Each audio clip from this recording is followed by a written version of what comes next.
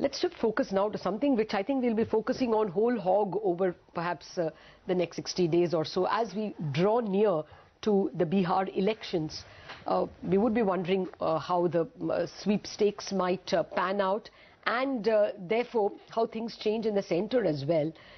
We have with us someone who has actually travelled to ground zero, to Bihar, and tried to get a sense of both the political milieu and whether development or what other issues are dominating the political sweepstakes in Bihar.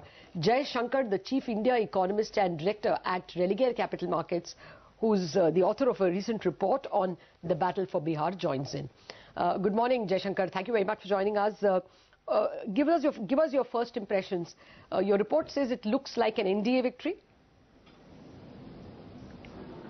Yeah, at least as of now, it's advantage NDA, and we will have to see how it pans out over the next 45 to 60 days, because a week in politics is a long time, and we are still like 6 weeks away from the elections. Okay, but what gives you the sense that it's advantage NDA? Because historically, caste equations have played a significant role in Bihar. Yeah, on paper at least, if you look at the caste equation of the Grand Alliance of JDU and RJD, they are quite strong, and they have, last time in 2014 Lok Sabha elections, they got in fact 45% vote if you combine them, but then they were separately, standing in the election. But now, the scene changes dramatically. So what we have done is we have also looked at the number when you convert the Lok Sabha election results to the assembly seats. And so if you just plain vanilla look at the numbers, then they would have got around 185. I'm talking about the Grand Alliance, and whereas the BJP would be somewhere in the range of 70, 75. But when they come together, that means JDU and RJD, then the numbers changes significantly. So that analysis would tell you that they would be getting around 150 to 160 in a house of 243, whereas the NDA would be restricted to somewhere around 75 to 80. So it kind of reverses, but again, the big if and the big assumption here is that the alliance is, if not perfect, then working well. And that's where the catch is. The alliance is only at the top, at the leadership level.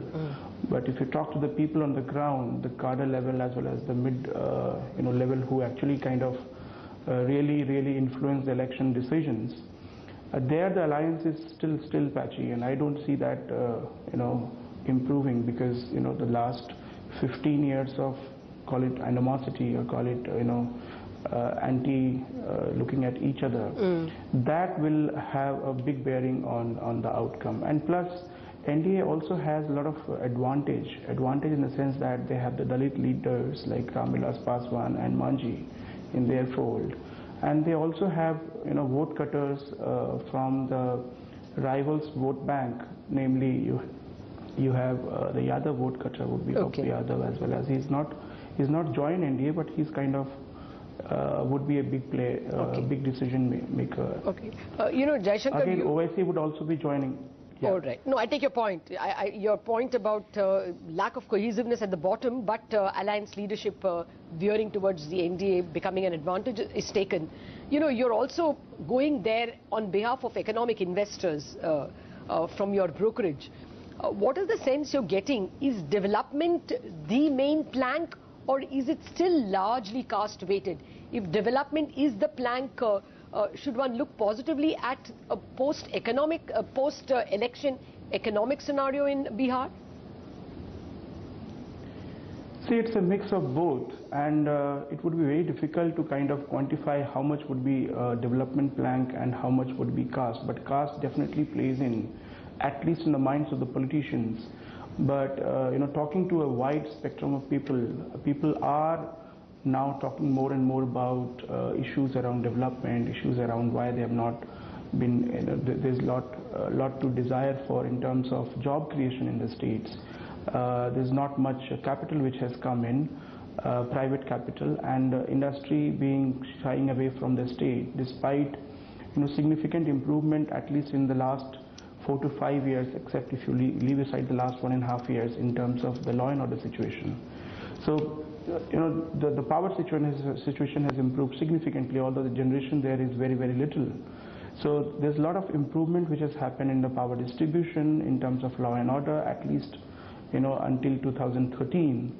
And investors should have come, but then there are something which is kind of stopping them, and that is the sustainability of the good work which was done by the previous government. So that is a concern in the minds of the investors. But if you talk to the people, they are all asking for why are we talking about caste still? Why can't we talk about education? Why can't we talk about literacy?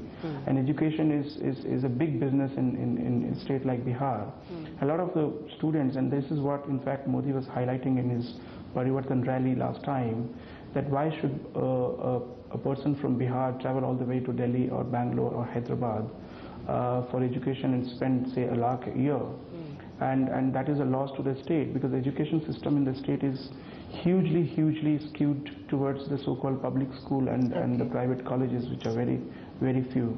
So people have been asking for good health access to better public services. So those things are increasingly coming into the minds of the electorals. Yes, point taken. Let's see how things pan out. It would be anyway 2 months before we get to know how things pan out in Bihar. At that, you never know how the political mood swings by then. But for now, if the NDA is indeed able to do well, it is 16 seats that they sent to the Rajya Sabha. So sometime in the future, those 16 opposition votes in the Rajya Sabha could turn in favor of the NDA if they are able to wrap it up. Thank you very much, Shankar,